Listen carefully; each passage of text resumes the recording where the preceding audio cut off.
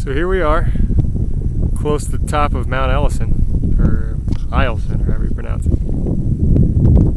And you can see the Alaska Range in the background.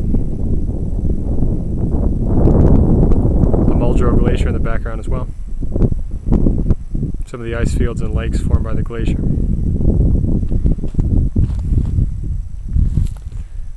So that's looking directly west right there. And then heading north, looking towards Park Road. And then, moving a little bit further this way, you can see where we idiotically hiked up.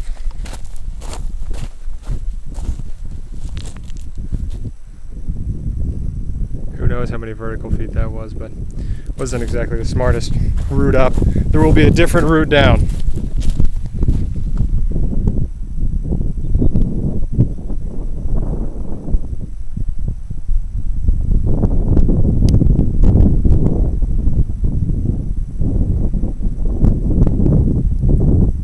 McKinley's off in the distance there, but it's covered by clouds, so you can't see it.